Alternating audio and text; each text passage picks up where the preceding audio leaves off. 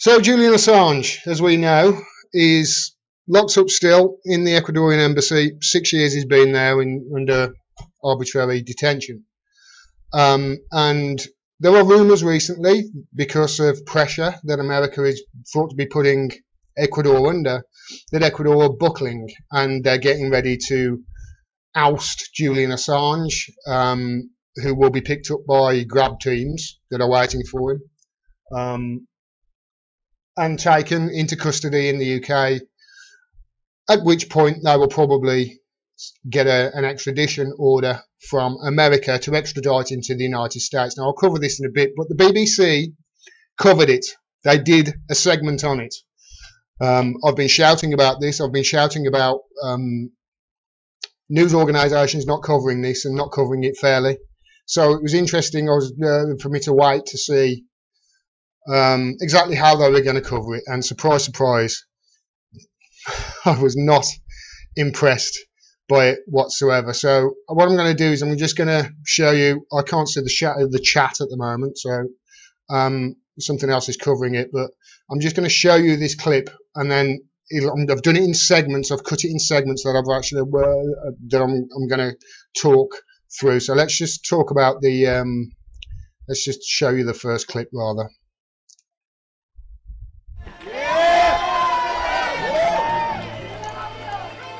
Internet warrior for human rights or Russia's useful idiot, Julian Assange as ever divides opinion, but the founder of WikiLeaks may be on the move. It's a joke, it really is. Internet warrior for human rights or Russia's useful idiot, they say.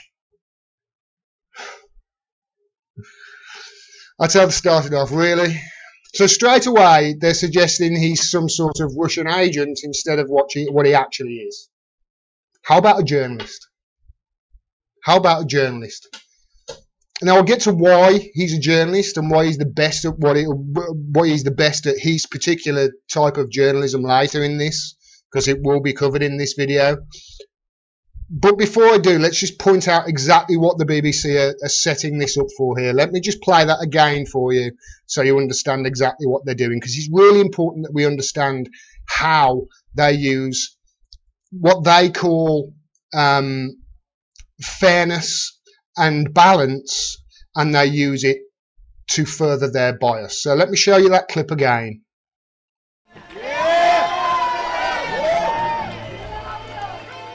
Internet warrior for human rights or Russia's useful idiot, Julian Assange as ever divides opinion. So you can hear there, they've immediately said straight away, Internet warrior for human rights or Russia's useful idiot.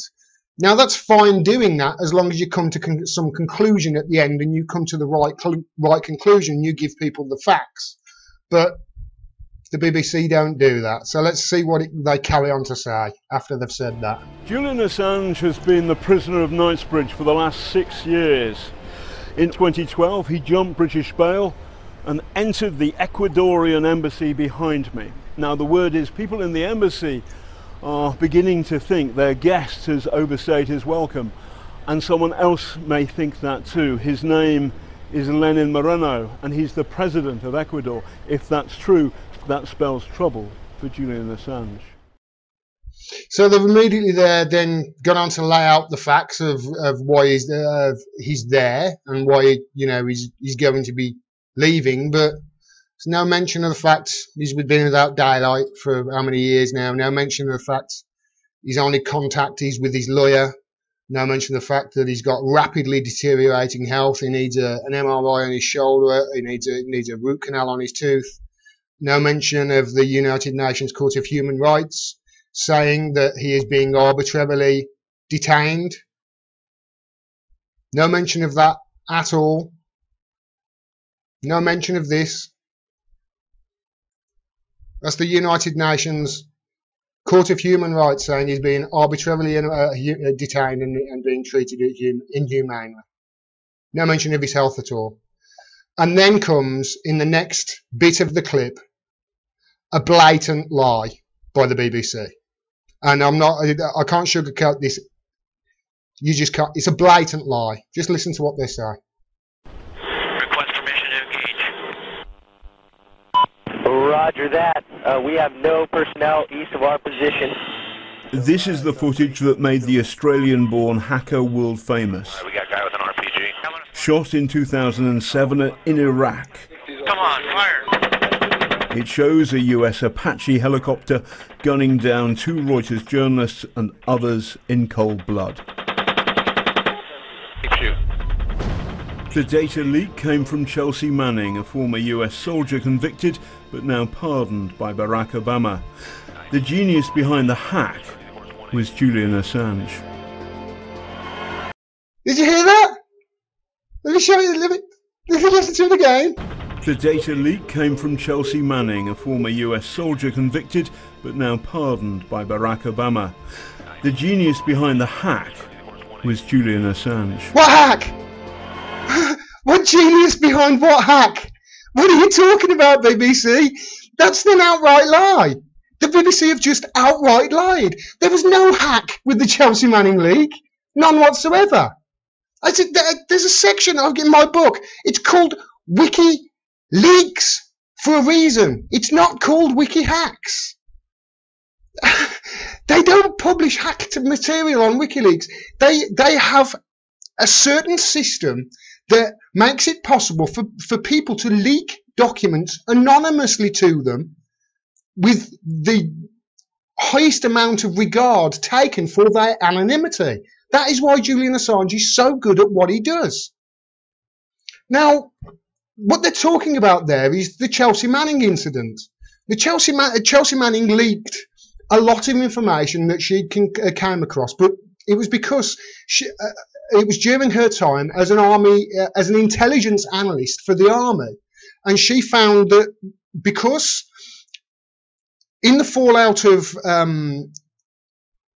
the Iraq War, when it was found out that the CIA had data on the terrorists that flew the planes into the buildings, they had data, and when they came in, they knew they'd come into the country, but they never gave that information to the FBI.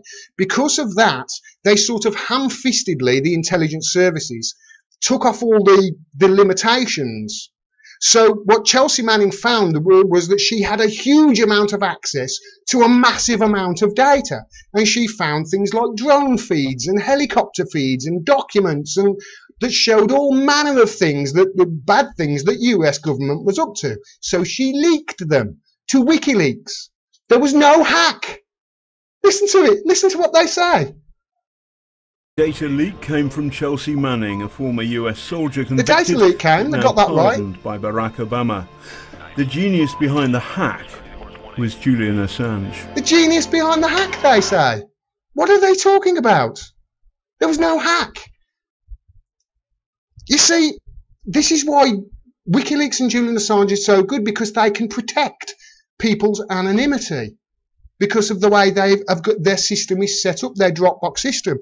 And when they get documents and they have to verify that these documents are true, they don't just go to the CIA or the NSA and go, look, here's some documents, are these yours, are these factual? No, because there's metadata on those documents and everything. If you send them to them, they can check it and find out where the leak came. I'm speaking specifically, or thinking specifically here, about Reality Winner and The Intercept. That's how Reality Winner was found. WikiLeaks don't have that problem. The reason Chelsea Manning went to prison was because she talked to somebody else.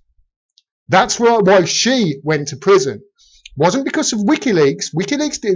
She wasn't uncovered because of WikiLeaks. She was uncovered because of somebody else. She was uncovered because of this guy, Adrian Lamo, or Lamo. And he basically said that Chelsea Manning had leaked Chelsea Manning had told him that she had leaked 260,000 classified diplomatic cables and videos to WikiLeaks, and he basically dobbed her in. He ratted on her to the FBI. By the way, that guy is now dead. Thought I'd put that in there. Thought I'd just mention that. Amazing how many people wind up dead when you start listening to these things. Request permission. So, can you believe they've done that? But a few months sexual assault. But a few months later, back to it. Barack Obama. The genius behind the hack was Julian Assange. Let's listen to the next clip, because that's just a blatant lie. But a few months later, Sweden wanted to question Assange on charges of rape and sexual assault. A few months later, Sweden wanted to question Assange on charges of rape and sexual assault. That's extremely misleading by the BBC, at best. Assange was never charged with anything. What they say there, they word it, listen to them word it. But a few months later, Sweden wanted to question Assange on charges of rape and sexual. They wanted to question Assange on charges of rape and sexual assault. They worded it, it's misleading. They wanted to question him about allegations of rape and sexual assault. That's it. There's no charges. There's no reason to put the word charges in there. And the BBC never, ever go on to mention the fact that they did question him over that. For 2 days they questioned him. For 2 days Swedish authorities questioned him in the embassy. And a few months later, after they questioned him, they dropped the charges. They dropped the investigation totally. There were no charges to drop, but they dropped the investigation. The BBC didn't say any of that at all. None at all. Let's carry on with the next clip. Sexual assault. Assange denied guilt, but ended up in the Ecuadorian embassy. In 2016, WikiLeaks released emails from the Democratic Party machine damaging Hillary Clinton and helping Donald Trump. The US intelligence community now says that Russia's main intelligence directorate, the GRU, used WikiLeaks to release hacked information in order to influence the 2016 US presidential election. Not very diplomatic.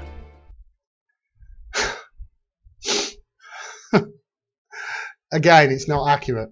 The US intelligence community do not now say that Russia used WikiLeaks to release hacked information. Let me explain something to you, BBC, you absolute pile of journalistic dog shit.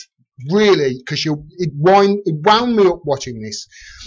If the US intelligence agency agree on something, right? If the US intelligence community agree on something, they release something called a national security letter. That has not been released. The reason being, the entire intelligence community do not agree on those findings at all. At all. Because no national security letter has been released, that means all 16 when the national security letter is released, it means all 16 agencies agree, or 17 if you include the DNI, and most intelligence personnel don't. But because it's only 3 agencies, that's not the entire intelligence community, as the BBC will have you realise. But also, they're missing key facts here. Key facts. 3 agencies agree, but it's 3 agencies that have been handpicked by this guy. Analysts in 3 agencies that were handpicked by James Clapper.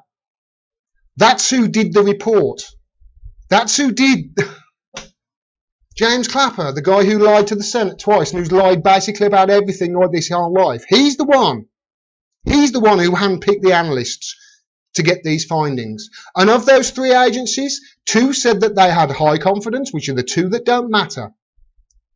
The CIA and the FBI. And the one that does matter, the NSA, said only moderate confidence. That is not agreeing at all. The intelligence community do not agree on that. So again, this is bullshit by the BBC. It's plain and simple. You have to believe this you have to see this to believe. Since March, the embassy has cut Mr. Assange off from the internet, banned phone calls and visitors. He is allowed to see his lawyer though. So they're saying there he is allowed to see his lawyer, but again, not mentioned anything about you know, human rights and the suffering that he's under, which is one of the big reasons why supporters are so up in arms about his arbitrary detention. It carries on. President Marino, elected last year, has said, "I have never been in favour of Mr. Assange's activity." If evicted, the British may well prosecute for jumping bail. Sweden could then reopen its rape case, but the United States could seek to extradite him for treason, punishable by death. Treason. The United States might extradite him for treason. Quick question. I'm not sure of the answer on this, but it's a question. Can you be tried for treason in America if you're not American? Can you? It won't be treason that he gets charged with. So the BBC have got it wrong again. It won't be treason. It'll be something like cyber terrorism. Why? Because with terrorism in the title, and if they charge him with something terrorist related, like cyber terrorism, the Patriot Act is something they can throw at him. Think about it. So the BBC haven't even done their research on that. Do you think that this shit show of a short documentary that they've done is going to end with the right? Remember they said, oh, what was it, Internet Warrior or Russian Stooge or whatever it was? Do you think they'll get to the right conclusion here? Well, here's the conclusion that they finished the segment on. President Marino, elected last year, has... The UK should not accede to any extradition request for the United States. Firstly, because it would be wrong, and plainly so. And secondly, because in practice it would be a complete nightmare. In this country... So that's it. They've just said it would be wrong and plainly so. That's it. They haven't told the audience why. They haven't told it would be an attack on in America it would be an attack on the First Amendment rights. They haven't told you about how serious this is for journalism as a whole. Just said it would be wrong and plainly so. That's it. Historically, we've been quite resistant to the extradition of people for political purposes. And let's be clear, the reason why the US has been after Julian Assange for many years is because he has repeatedly embarrassed the US government by publishing information that they would rather keep secret. But which secrets? In 2010, they were American. The secrets in 2016 might well be driven by Russian hacking. You want to play that last bit again, just to see how they ended the segment? But which secrets? In 2010, they were American. The secrets in 2016 might well be driven by Russian hacking. So there's immediately something about Julian Assange and about his arbitration, about him being kicked out of the embassy. That's a Russian hacking story. There's more. This is how it ended. This is how it ended with this guy. There's likely a sealed indictment relating to Assange's work in... That's true. There's likely a sealed indictment. 2010, which a lot of people still support and think he shouldn't be prosecuted for. But there's also the chance that Mueller could come out with an indictment relating to 20... But there's also the chance that Mueller could come out with an indictment relating to... No, there's not. No, there's not a chance that Mueller can come out with an indictment, you silly fool. What drugs are you on? 2016 or any one of a number of other leaks. So you could end up with a strange tussle over who takes precedence and who takes priority. The pressure is piling on the prisoner of Knightsbridge. In June, US Vice President Mike Pence visited Ecuador. True. There's no question that WikiLeaks shone light on American brutality in Iraq.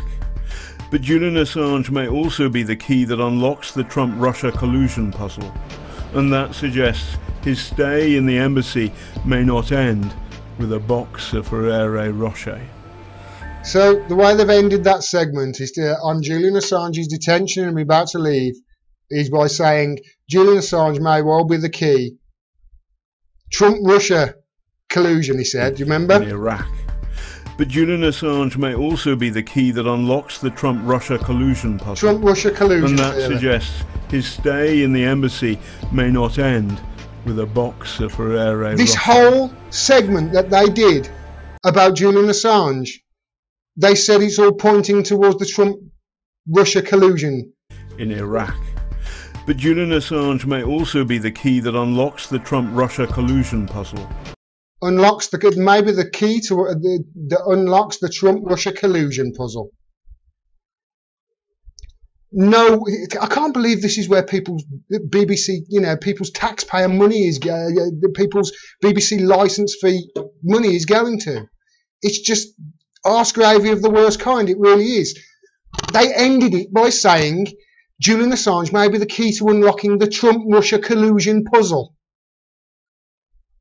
These people, they have lost their minds. The media, they've lost their minds. It's all to do with Russia. It's all to do with Trump and Russia collusion. That's all they care about. They don't care about the really important story here, which is something they totally had missed in that whole segment that they did about it. Nowhere in that report, nowhere did it mention this. The United Nations Human Rights Council. Nowhere did it mention that his health is deteriorating badly. Let me just read you this article. I'm going to actually, let me just extend that so you can see it properly. There we go. In its official, this is from that United Nations Human Rights Council report. In its official opinion, the working group considered that Mr. Assange had been subjected to different forms of deprivation of liberty, initial detention in Wandsworth Prison in London, followed by house arrest and then confinement at the Ecuadorian embassy. The experts also found that the detention was arbitrary because Mr. Assange was held in isolation at Wandsworth Prison and because a lack of diligence by the Swedish prosecutor's office in his investigations resulted in his lengthy loss of liberty. The working group established that his detention violates Articles 9 and 10 of the Universal Declaration on Human Rights and Articles 7, 9, 9.3, 9.4, 10 and 14 of the International Covenant and Council and Political Rights. That's one of the things that's really important. They're always talking about, it's a violation of human rights. When Assad gassed or allegedly gassed those people in Syria where the three countries bombed, it's human rights. It's always human rights. An airstrike recently killed 52 people, 52 innocent people in Yemen. The last 3 or 4 days it happened. Where was the outcry then? Where was the human rights outcry? At Saudi Arabia killing 52 innocent people. No, nothing. They use that all the time, human rights, but when it comes to something important like that, hey, he can walk out at any time. But here's the really important thing they didn't say anywhere. Here's what none of these outlets never ever mention in any of their reporting. This is an assault on journalism, is what it is. Because that's what he is. He's a journalist. He's a journalist who has a specific set of skills, if you want to do the whole Liam Neeson act. And his specific set of skills is he provides an avenue for leakers to anonymously, I'll get that word out in a minute, leak documents for the public to see. Documents such as the video that he released that got Chelsea Manning in trouble in the end. She was tortured in prison, Chelsea Manning, and that's the fate that awaits a journalist. They have never published anything at WikiLeaks that has been not entirely accurate. They have never done that. And if Assange is arrested, extradited and prosecuted, where does it stop? In my opinion, once that genie's out the bottle, Once you've popped the cork on that, it doesn't stop. They'll come after all of them. And the fourth estate, the press in this country and America especially, but the press in this country, especially after seeing that arse gravy of a article from or report from the BBC, is dead now. It says it right down there. Oh, there. The fourth estate is dead. They'll give you lies, they'll give you half-truths, and they'll give you propaganda. They'll push whatever the establishment want their narrative to be. They're not there for the truth. They are there just to do the bidding of their corporate masters and their establishment masters. And they stand idly by while this guy, Julian Assange, it's quite simply the best among them, the best among the journalists, is being tortured, and they're all standing idly by. Or they do something even worse and publish garbage like I've just shown you, which is just full of lies and inaccuracies and misleading reports. Now, if you're fed up of this, join the club, because I am, and I know a lot of people are as well. A lot of people who watch this channel are. Support independent media. That's the best way to get around this, because we are the voices for Assange. We are the independent voices. We know how serious this is, not just for Julian Assange, but for our rights on free speech and our rights as journalists as well. And yes, that's what I class myself as now. Support independent media. I can't say it clearer than that. If you enjoyed this video, please click the bell down there and subscribe, so you get a notification of next time I drop a video. Also, I can't do this without your help, so if you can afford it and you enjoy my videos, please support the channel by subscribing to my Patreon. Link is down there. You can do it for as little as $1 a month, and it really does help. If you can't afford it, that's fine. Please share my work and talk to other people about the issues that I bring up. Thanks very much for your support. Until next time, peace and take care.